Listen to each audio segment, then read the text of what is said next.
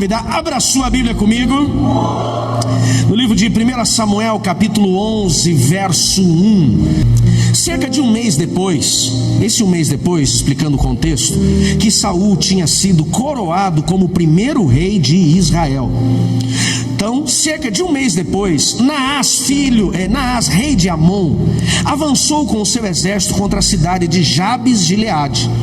Mas os habitantes de Jabes clamaram, foram até Naás e disseram: faça um acordo conosco e nós o serviremos.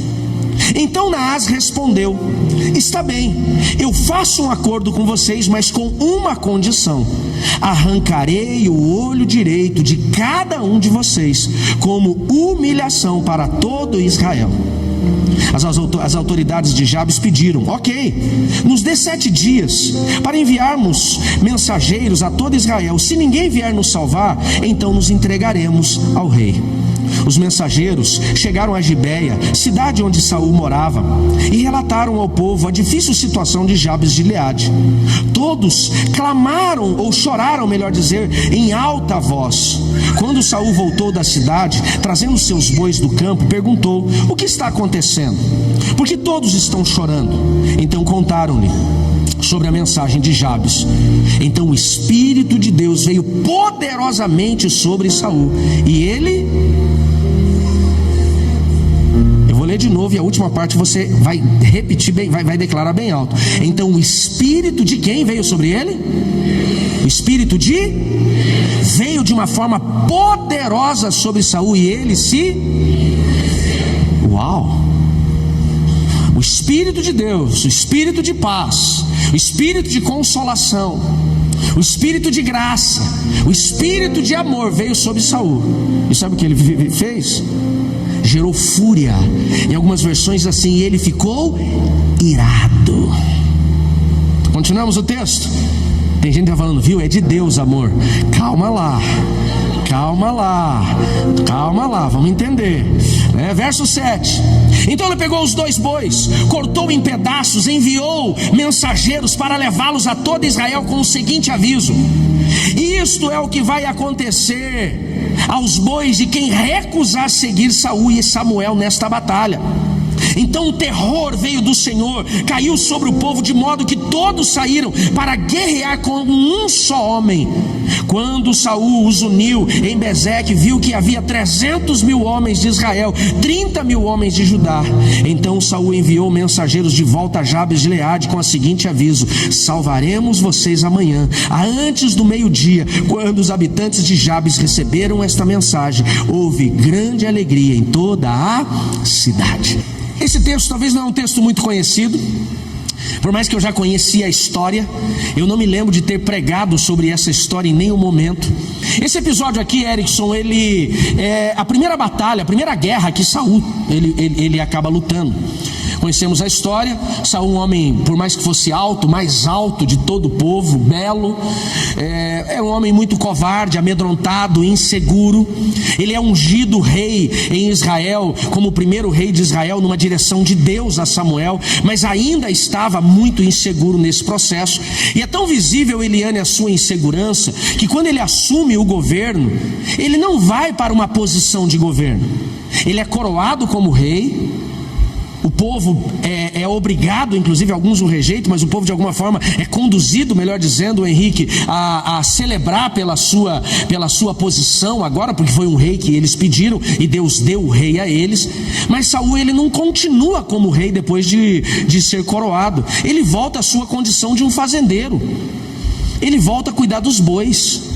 E a Bíblia diz, depois de um mês que ele já era rei, não estando na posição de rei, não estando com a coroa de rei, a Bíblia diz que os inimigos amonitas, que eram inimigos ferrenhos de Israel, junto com os moabitas, junto com os filisteus, se levantam especificamente, Michael, contra uma cidade chamada Gileade, a cidade da cura, a cidade do remédio. E os gileaditas, quando recebem a notícia, eles não se posicionam em lutar, eles não se levantam em guerra, eles nem cogitam a possibilidade de tomar à mão a espada e não permitir que o inimigo viesse invadir a sua cidade, profanar a sua crença, o seu culto, tomar as suas mulheres, abusar das suas crianças. Não. Quando eles recebem a notícia que os inimigos amonitas, que representam dentro de uma tipificação bíblica uma ordem maligna, né? Uma ação maligna de imoralidade. Os filhos de Amon eram os filhos do incesto de uma das filhas de Ló, perdão. A Bíblia diz que eles não se posicionam. Sabe o que eles fazem, Ana? Eles propõem um acordo. Eles propõem servir o inimigo. E Saul, então, quando fica sabendo, a Bíblia diz que o Espírito de Deus vem sobre ele, e não veio trazendo força, não veio trazendo amor, não veio trazendo compaixão, não veio trazendo esperança, não veio trazendo fé, mas trouxe a ele fúria, ira. Você sabia que existe uma certa, uma linha da ira que ela é de Deus? E aqui nós provamos biblicamente isso. Por isso que a Bíblia diz, né? Paulo declara: ireis, mas não pequei. Esses dias eu falei sobre isso, e alguns torceram o nariz, me olharam com a cara tipo: ó, o pastor está falando uma heresia. Eu vi nos olhos, eu li isso, né? O pastor falou uma heresia. A Bíblia diz que a ira é uma condição. O que vai acontecer é o que fazemos, né? A resposta que nós damos, pastora Bruna, a ira que vai nos levar ao pecado. Então aqui no texto nós vemos que o próprio Espírito de Deus toma Saul de uma forma onde ele fica irado. O que é a ira que vem de Deus? É aquela ira pela injustiça. Qual que é a ira que vem de Deus? É aquela ira contra os ataques do inimigo. É a ira, é o furor contra o pecado. É contra aquilo que tenta tirar você do propósito de Deus. Quem está me entendendo? Diga amém. A Bíblia diz que veio o Espírito do Senhor, veio o Espírito do Senhor e gerou nele uma fúria tão grande que aquele homem acovardado, amedrontado, aquele homem inseguro, ele se posiciona e fala: vamos lutar. A primeira lição que eu aprendo com essa história, se eu não falasse amém, eu ia continuar do mesmo jeito. É só para fazer de conta que eu estou te respeitando, né? Não, eu estou te respeitando. Gente, a primeira lição que eu aprendo com essa história está aqui no primeiro verso de 1 Samuel 11. Diz assim, ó: cerca de um mês depois, Naás, rei de Amon, levantou contra o povo de Israel. Eu estou fugindo porque nós tínhamos terminado, antes de eu viajar, a série de Estamos em Guerra. Eu falei: acabou a guerra, acabou os temas de guerra. E aí quando Deus me traz a mensagem, fala de guerra. Eu tentei de todas as formas buscar essa palavra para não falar de guerra, mas não tem como. O inimigo está se levantando todos os dias e Deus está dizendo: presta atenção nos ataques. O inimigo está se levantando como se levantou contra Gileade, a cidade da cura, a cidade do remédio, a cidade da restauração. Se o inimigo está se levantando contra o lugar de restauração, como é que é contra a casa de cada um de nós? Que às vezes não tem muita restauração, às vezes não tem muita paz, às vezes não tem muita cura. O inimigo está se levantando constantemente. Bastou você declarar Jesus como Salvador, aliás, antes mesmo ele já te atacava, mas quando você se posicionou, meu irmão, aí vem os ataques. É igual que nós estamos vendo hoje, né, no ambiente político. Pega um cantor famoso, eu não sou de seguir e conhecer, mas dias eu vi um cantor bem famoso, não tem como não conhecer, um sertanejo, que ele se posiciona politicamente, até prisão decretaram. É o cara se posicionar, vem os ataques. É você se posicionar com Jesus, começa o ataque. Quem está entendendo? Diga amém. O inimigo se levanta. Talvez tem gente que fala assim: eu não sei mais o que eu faço no meu casamento. Por quê? Porque o inimigo se levantou. Talvez a gente fala assim: eu não sei mais o que eu faço com a saúde na minha casa. Um cura, o outro fica doente. O inimigo se levantou. Talvez tem gente falando: eu não sei mais o que eu faço na minha vida profissional. Quando acaba uma perseguição, começa outra. O inimigo se levantou. Entenda: ou você conquista o território, ou o território vai conquistar você. Ou você se levanta para guerrear, ou o inimigo vai se levantar e vai te derrotar. Não tem como fugir. Nós estamos no mundo espiritual que está em guerra. Vimos agora, eu não acompanhei, mas depois comecei a ler algumas matérias. O Rock in Rio que aconteceu, por mais que seja um show, um ambiente de entretenimento, gente, ali tem muito envolvimento espiritual. Muito envolvimento espiritual. Talvez algumas pessoas até curtem algumas bandas e cantores, e eu não estou te questionando ou te julgando, mas às vezes curtem sem saber, ouvem as músicas, gostam do que se toca, sem saber o que está sendo falado, o que está sendo cultuado. Verdadeiros altares foram levantados nos palcos deste evento. E eu não sou um cara que fica espiritualizando tudo, não. Mas você notou que nos últimos 12, 15 meses, quantos famosos vieram fazer shows no Brasil e foram shows profanos? Você acha que não tem nada a ver? A Bíblia diz que Deus habita no meio e o diabo tenta copiar tudo que Deus faz. Se Deus habita nos louvores, você acha que o diabo não influencia a música? Ei, por que nós temos vivido tantas situações de desafios com os nossos filhos? Tem famílias, Bruno, que o diabo ele já não consegue mais derrubar o casal, os pais. Por quê? Porque eles estão alicerçados, enraizados, consolidados na sua fé. Pode levantar pancada, sente a pancada, mas fica de pé. Então o que ele vai fazer? Se eu não consigo derrubar o pai, eu vou escravizar o filho. Olha o que acontece quando Israel está sendo liberto por Deus lá no Egito, antes da 4ª praga.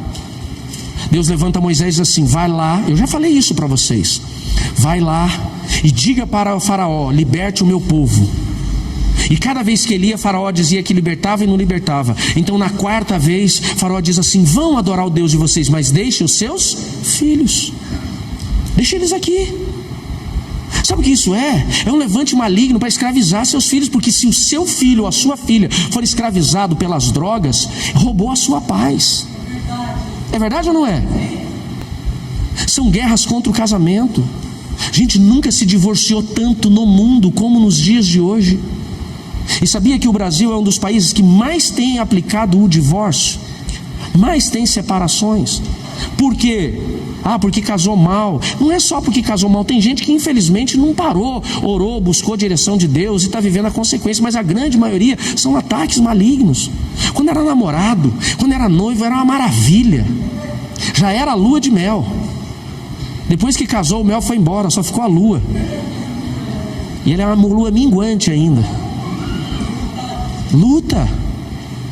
Uma das coisas, Maurício, que nós mais enfrentamos e encontramos aqui dentro dos nossos gabinetes pastorais é o quê? Crises familiares, levantes malignos.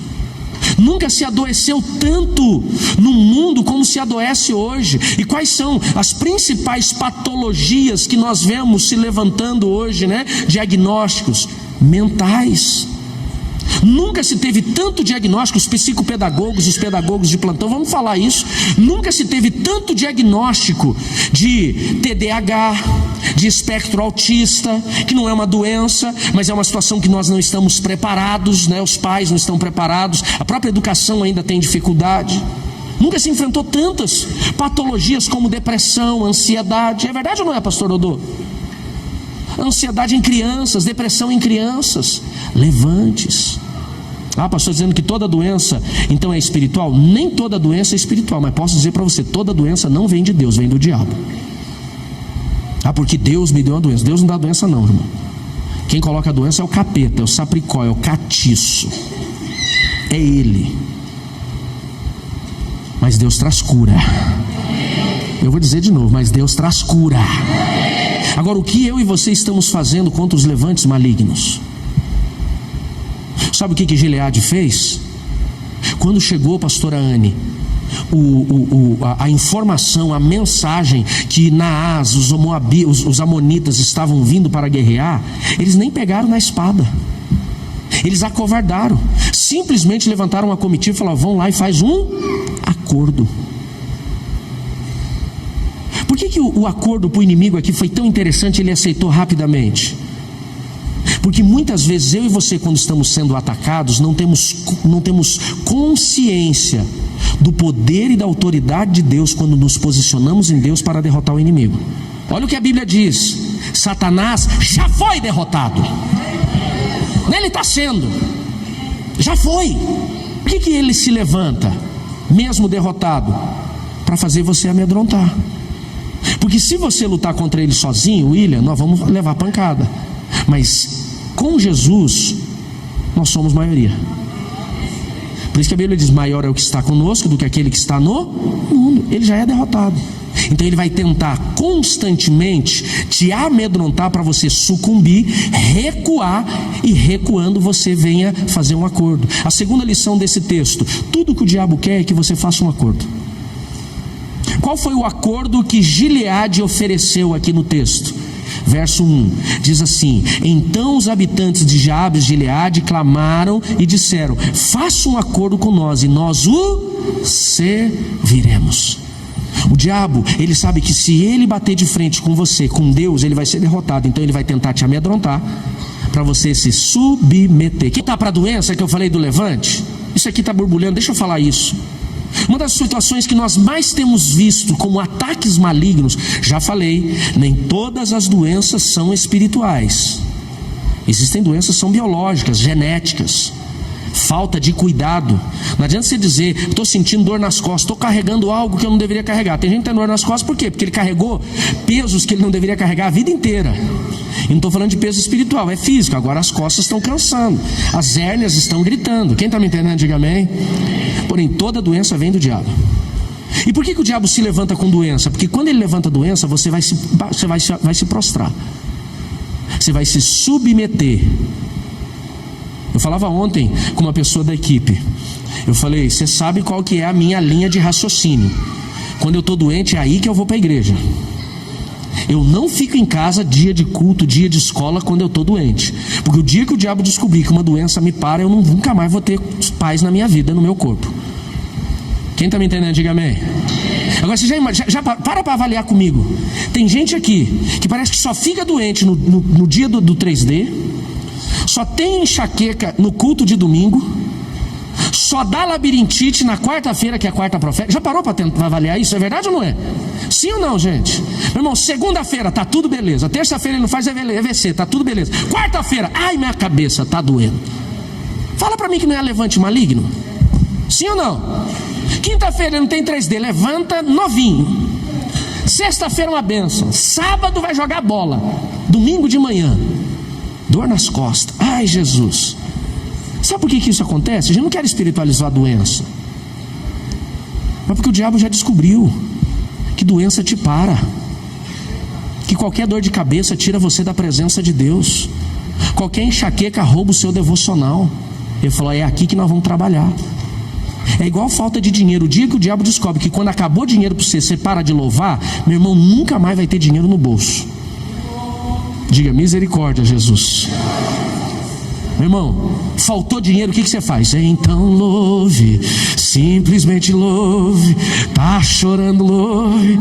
Não importa, louve. Meu irmão, tem que louvar. Eita aí, quem está entendendo, diga amém.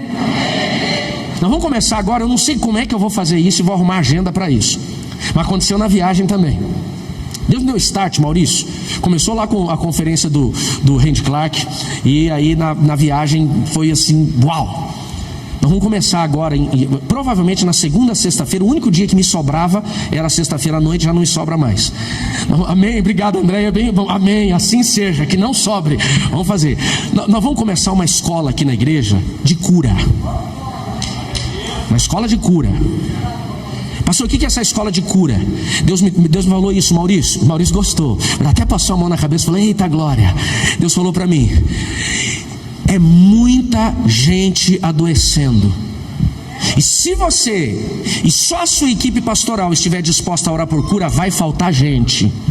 Deus falou: eu quero levantar um exército de homens e mulheres com dom, unção e sinal de cura sobre a minha igreja. Deus falou isso para mim. Deus falou: vou levantar um exército. Vai ser tão intenso, que você vai estar no ônibus e alguém vai falar assim: ai, que dor de cabeça. Vai falar: posso orar por você?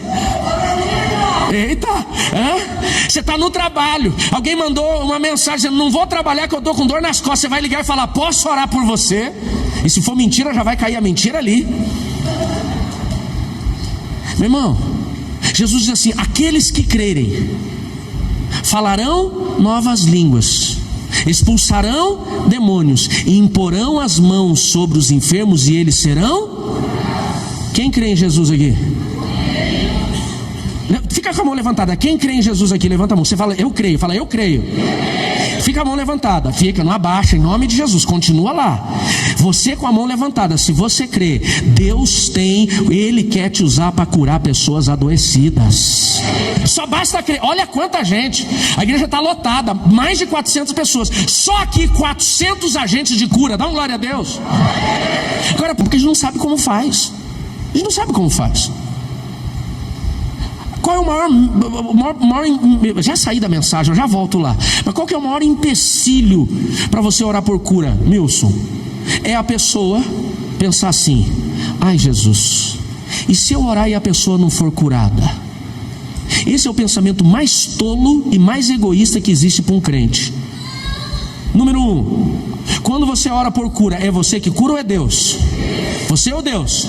E se a pessoa não foi curada, o problema é teu ou é de Deus? Então, por que você se preocupa? Nós não fomos chamados para curar, nós fomos chamados para orar por cura. Quem vai curar é Deus. Nós somos só o remédio, amém, queridos? Nós somos só o tratamento. Quem vai fazer o processo é Deus. Quem está me entendendo, diga amém. Só que, claro, existem alguns obstáculos nossos. Existem alguns obstáculos espirituais. Existem alguns obstáculos na pessoa que vai receber. Então serão 4 sextas-feiras. Eu vou estrangular a minha sexta-feira para estar aqui. E serão 4 sextas-feiras, das 8 às 10. Já coloca lá na agenda. Nem banner tem sextas-feiras. A partir da segunda semana de outubro, nós vamos fazer essa escola de cura. E nós vamos encerrar a 4ª semana. Nós vamos encerrar na 5ª com um culto chamado Culto Soso. E todo mundo que passar por essa escola e ficar até o fim, e entender, e tiver fé, coragem o suficiente, nós vamos começar a convidar o povo doente da cidade. E nós vamos fazer esse culto, vai ser numa sexta-feira daí, das 11 a 1 da manhã. Das 11 a 1 da manhã. E nesse culto, meu irmão, nós vamos ver gente ser curada. E eu não vou orar por ninguém, eu só quero ver os alunos orando. Eu não vou orar por ninguém. Nesse dia eu não vou orar. Não sei se eu consigo não orar.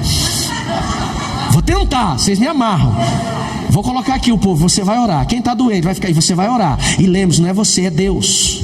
Agora, qual é o erro que as pessoas têm? Primeiro, a cura é um dom ou é um sinal? Tem que ter dom de cura para orar por enfermos? Tudo isso a gente vai entender nessa escola. Então vai ser bênção, amém, queridos? Então vamos voltar aqui. A segunda lição que nós aprendemos nesse texto, a primeira é que o inimigo vai se levantar. E ele vai se levantar de tantas formas. Principalmente, ele vai se levantar para que você venha parar. Todas as vezes que ele se levantar, qual é o objetivo dele? Como ele já sabe que é derrotado, é fazer um acordo. Ele quer fazer acordo. Quando você faz um acordo com o inimigo, a primeira coisa que você está fazendo é abrir mão da sua vitória. Você não está lutando. A segunda coisa, quando você faz um acordo com o inimigo, é você abrir mão da sua paz. A partir do momento que você fez um acordo com o inimigo, roubou a sua paz.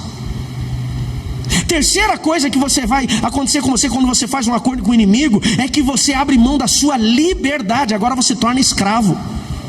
Eles disseram: faz um acordo com nós e nós te serviremos. O diabo, ele não quer te destruir, ele só quer que você o sirva. Pastor, como é que eu sirvo o diabo? Você não precisa ir para um centro de umbanda, de candomblé, de macumba para você servir o diabo. Você não precisa se envolver com a Wicca para servir o diabo. Basta você não servir a Deus, você já está servindo o capeta. Basta você não ter discernimento da música que você deixa tocar no seu Spotify. Basta você não ter compreensão de quem você está seguindo e influenciando os seus filhos. Não existe meio termo. Já dizia o poeta: ou você está do lado de Deus, ou você está do lado do diabo. O muro já é do diabo. Nossa, que poeta foi esse, pastor? Quem está em cima do muro já começou a servir. É posição. Eu não estou dizendo que você tem que ser um santarrão, um fanático. Eu só estou dizendo que você não pode se submeter. Tudo que o diabo quer é que você venha submeter-se a ele. Quando você se submete, você se prostra diante do inimigo. A terceira lição que o texto me mostra, diz o texto: o inimigo aceita o acordo dele dizendo assim: está bem, eu aceito o acordo com uma condição: arrancarei o seu olho direito. Por que ele fala do olho direito? O olho direito, ele tem 3 lições espetaculares no mundo espiritual para nós. Primeira lição, Léo, que o diabo, ele diz, eu quero, aqui na asa ele vem tipificar as trevas, os demônios. Ele diz, eu quero fazer um acordo com você, se submete a mim, mas eu vou arrancar o seu olho direito. Primeiro, porque o olho direito para o judeu era o olho da mira. Para tanger o arco, era o olho direito. É que eu sou canhoto, né? Além de ser canhoto, eu sou cego do olho direito. Então, toda vez que eu fizer, eu vou fechar esse aqui. Mas, para quem é destro, ele vai tanger aqui e focar. Primeira coisa que o inimigo está falando para os gileaditas: ok, eu aceito o acordo, mas eu vou tirar vocês da guerra. Por que ele quer tirar você da guerra? Porque se ele tira você da guerra, ele não vai ser mais derrotado. Porque a partir do momento em que ele tirou você da guerra, ele não tem mais que lutar contra você. Porque agora você já foi derrotado. Quem está entendendo, diga amém.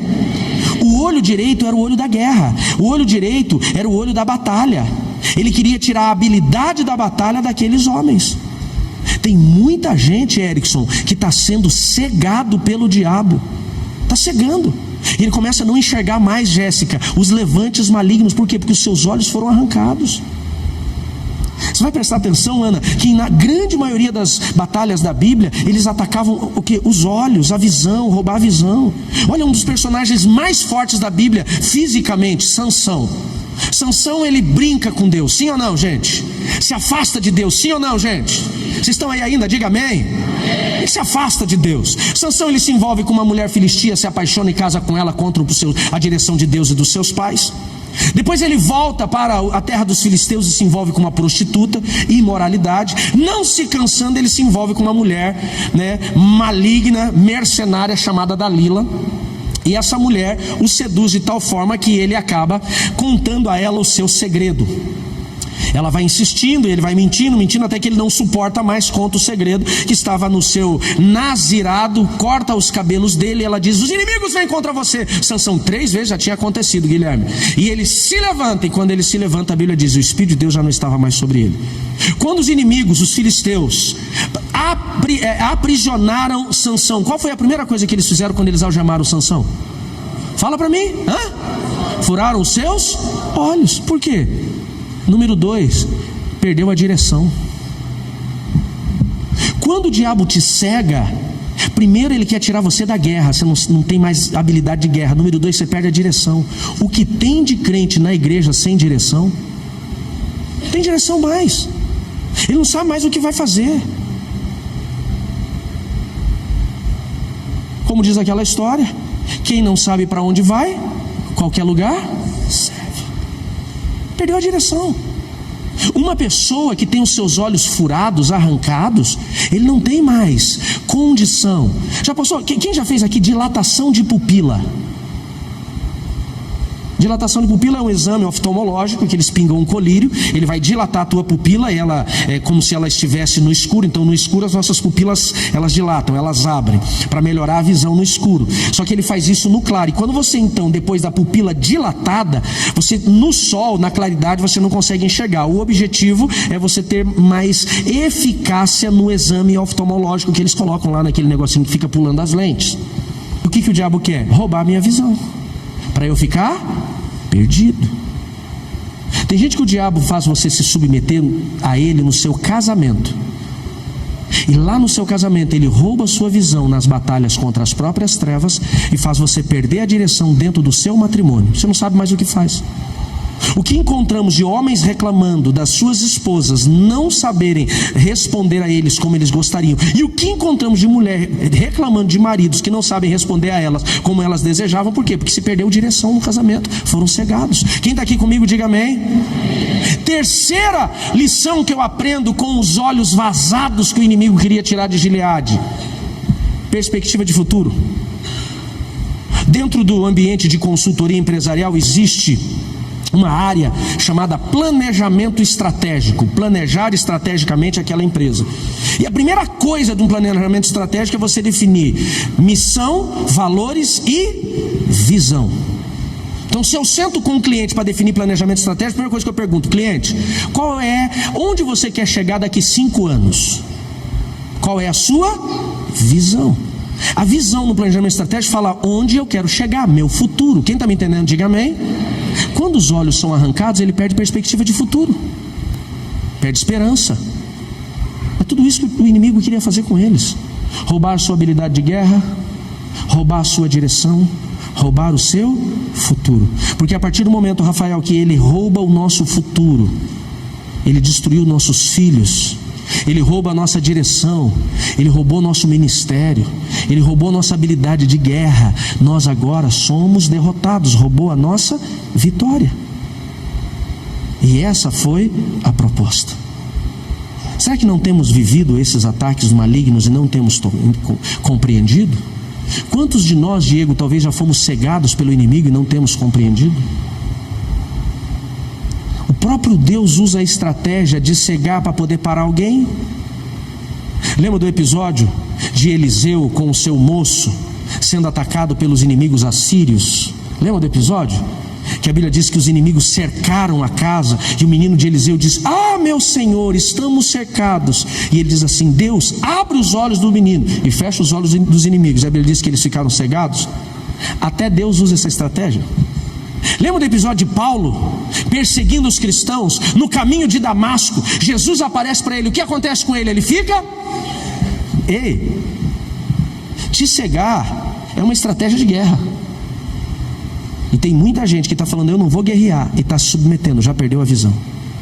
E a quarta e última lição para a gente poder encerrar. Verso 6, vai comigo, por gentileza, do mesmo texto que lemos. Diz assim: e o Espírito de Deus veio poderosamente sobre Saul, e ele se enfureceu. A Bíblia diz: ele ficou irado, ficou com raiva, ficou furioso. Mas qual foi o propósito dessa fúria? A injustiça que estava acontecendo contra os gileaditas. Qual o motivo dessa indignação? A falta de posicionamento daquele povo, a passividade. Sabe por que nós encontramos algumas mulheres hoje desequilibradas dentro de casa? Não nessa igreja, nas igrejas que eu visitei agora na viagem. Sabe por quê, Márcio, que nós encontramos algumas mulheres desequilibradas mesmo? Ela está perdendo o equilíbrio. Não é desequilibrada de louca, é a mulher que está sem equilíbrio. Por quê? Porque ela tem um homem passivo demais dentro de casa. E essa passividade dela está gerando uma fúria. Ele olha e fala: mulher, você está louca? Ela fala: não estou louca, é o Espírito de Deus que veio poderosamente contra mim, que eu quero te matar, miserável. É uma fúria. Por quê? Porque aquele povo se rendeu, aquele povo não levantou a espada. A Bíblia não diz que aquele povo levantou um exército. A Bíblia não diz que aquele povo tentou uma arma diferente. A Bíblia diz: sabe o que eles fizeram? Faz um acordo com a gente. Eles foram covardes, eles foram frouxos. Saul, que era um cara inseguro, ele fica indignado porque Deus gera essa indignação, dizendo: não se renda. A minha oração hoje aqui, em nome de Jesus, é que Deus levante homens e mulheres furiosos contra o pecado, homens e mulheres furiosos contra o levante maligno, homens e mulheres furiosos contra as guerras espirituais que eles estavam acovardando. Amém, queridos? Pessoas que se posicionem contra a passividade, homens e mulheres que não se entreguem, homens e mulheres que não entreguem a sua espada, mas homens que digam: eu vou lutar, porque maior é aquele que está comigo do que aquele que está no mundo. Não renda o seu casamento, não renda seus filhos, não renda seu ministério, não se entregue, fica de pé, se posiciona. Posso ouvir um amém sobre isso? Os gileaditas estavam passivos demais, os gileaditas estavam movidos por uma atitude covarde demais, os gileaditas estavam preguiçosos demais. Mas Saul se levantou e partiu os 2 bois em pedaços e mandou para todo Israel e falou: o homem que não vier comigo nessa guerra, eu vou matar o rebanho dele, ele vai passar fome. A Bíblia diz que aquilo foi tão intenso, não por causa das palavras de Saul, mas porque Deus gerou um temor tão grande no povo, que em um dia 330.000 soldados se uniram naquela guerra. Maior é o que está conosco do que aquele que está no mundo. Posso ouvir um amém? Os amonitas viraram nada. E a Bíblia diz que os inimigos foram derrotados.